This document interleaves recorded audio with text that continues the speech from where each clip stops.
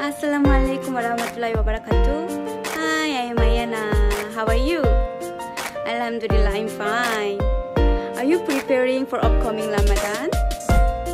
Actually, it's the first time to spend my Ramadan in Jakarta, but it's 6th or 7th Ramadan in my life. Alhamdulillah. I will study Quran very hard, and I will join some pengajian and event about Islam during Ramadan period, inshallah.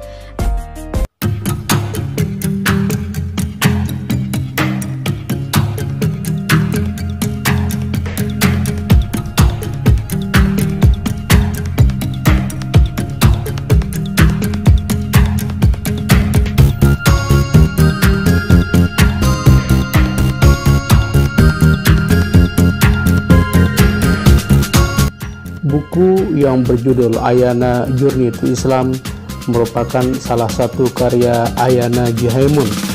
Buku ini baru diterbitkan oleh Gramedia. Buku ini terdiri dari 6 bab, dan dalam kesempatan kali ini kita akan membahas bab pertama yang bertemakan jihad. Secara umum, bab 1 ini membahas tentang bagaimana kehidupan Ayana Mun dari sejak kecil, remaja, kemudian juga kehidupan keluarganya. Ayana Mun lahir pada tanggal 28 Desember tahun 1995. Kita tahu bahwa pada bulan Desember adalah puncak dari musim dingin. Pada musim dingin ini juga muncul yang kita kenal dengan salju. Musim inilah Ayana dilahirkan, dan dia dikenal sebagai putri salju. Selain karena lahir pada musim dingin, pada musim salju, Ayana juga dikenal memiliki kulit yang sangat putih. Putih tidak seperti biasanya di Korea, tetapi Ayana memiliki kulit yang sangat putih, sehingga bidan yang membantu ibunya melahirkan menyebut Ayana sebagai putri salju. Kelahiran Ayana sangat ditunggu-tunggu oleh kedua orang tuanya dan juga keluarga besar dari ibu dan bapaknya. Mereka berharap bahwa bayi yang lahir ini adalah anak laki-laki. Kekecewaan pun muncul ketika bayi yang lahir justru berjenis kelamin perempuan. Keluarga dari pihak bapak Ayana tidak begitu berharap bahwa anak yang akan lahir adalah perempuan. Karena lahir dengan jenis kelamin perempuan, keluarga Ayana khususnya dari bapaknya tidak begitu mempedulikan Ayana. Ayana dalam bukunya ini mengkritisi budaya Korea Selatan yang pada waktu itu lebih mementingkan anak yang berjenis kelamin laki-laki daripada perempuan. Konstruksi gender yang masih sangat patriarkis mewarnai budaya Korea Selatan, yaitu memandang bahwa jenis kelamin perempuan sebagai kelas nomor 2. That's the way people think at the time. Itulah, kata Ayana, melihat kondisi atau cara berpikir masyarakat Korea pada waktu itu.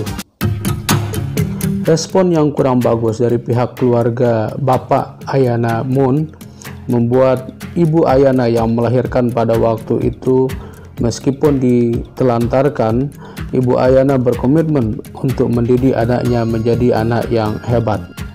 Kecerdasan Ayana mulai terlihat dari sejak kecil. Mulai dari sekolah SD, Ayana terus menunjukkan prestasinya sebagai anak yang pintar dan selalu menjadi juara satu. Ayana pernah mengkritisi gurunya ketika pada waktu itu dia ikut lomba karya tulis.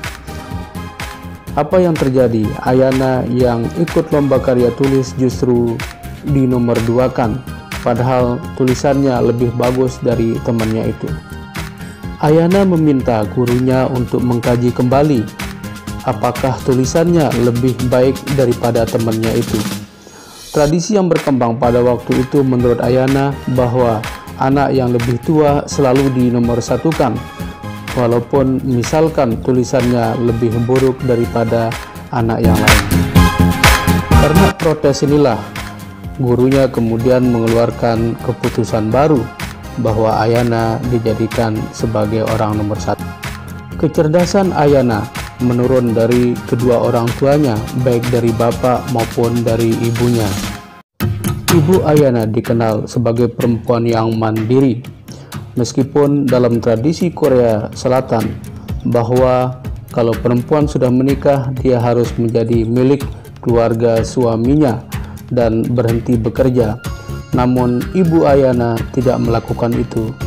Dia justru terus bekerja dan membantu ekonomi keluarga. Ayana pun menggambarkan ibunya sebagai good mother, good wife, good daughter-in-law, dan good for family. Sedangkan Bapak Ayana dikenal sebagai orang yang disiplin dan juga pekerja keras. Dia mengajarkan kepada Ayana prinsip-prinsip di dalam sukses hidup, yaitu terus belajar dan belajar. Pelajaran dari bapaknya yang menekankan untuk terus belajar menjadi pegangan bagi Ayana hidup. Ayana meniru sikap disiplin bapaknya di dalam bekerja dan juga di dalam menganalisa persoalan-persoalan sosial. Ayana juga menceritakan hal lain pada bab 1 ini, yaitu bagaimana orang tuanya bertemu. Ayana mendeskripsikan bahwa ibunya adalah orang yang terkenal, cantik, dan banyak orang yang mau mengenal dirinya. Bapaknya pun penasaran dengan kehadiran ibunya. Bapaknya lalu mencari tahu di mana Ibu Ayana. Apa yang terjadi ketika mereka sudah berkenalan? 4 tahun mereka berteman, tetapi Ibu Ayana belum memberikan kepastian tentang hubungan mereka. Ayah Ayana pun nekat untuk mendatangi rumah Ibu Ayana. Dia memanjat tembok lantai 2 dan menyatakan perasaannya kepada Ibu Ayana. Ibu Ayana pun menyerah dan menerima cinta dari bapaknya. Mereka tidak lama berpacaran. Kedua keluarga mereka kemudian bertemu, atau yang disebut dengan istilah seon, atau dalam Islam disebut dengan ta'aruf. Meskipun sama-sama dari keluarga kelas menengah ke atas, baik dari ibu maupun bapaknya, tetapi Ayana menceritakan bahwa kedua keluarga ini memiliki banyak sisi perbedaan. Di antaranya adalah pandangan tentang politik. Keluarga dari Bapak Ayana lebih berpandangan politiknya ke konservatif, sedangkan keluarga ibunya lebih liberal. Perdebatan antara kedua keluarga ini menjadi sesuatu yang jamak di dalam kehidupan Ayana. Lahir dari keluarga yang berwacana politik membuat pola berpikir Ayana berbeda dari anak-anak pada umumnya. Kalau anak-anak kecil selalu menonton kartun, membaca novel, Ayana justru memiliki atau lebih tertarik ke dunia politik. Di usia 8 tahun, Ayana pun memiliki pandangan politik. Pada waktu itu dia memiliki pilihan yang berbeda dengan keluarganya, baik dari keluarga ibu maupun keluarga bapaknya. Ayana memiliki pilihan calon presiden sendiri pada waktu itu. Ayana lebih tertarik dengan dunia politik daripada dunia anak-anak. Bahkan di dalam bukunya ini Ayana menceritakan bagaimana dia mengenal Islam dari jalur politik. Ketika itu keluarganya menceritakan kehidupan kaum perempuan Arab yang tertutup yang membuat Ayana menjadi mu'alaf.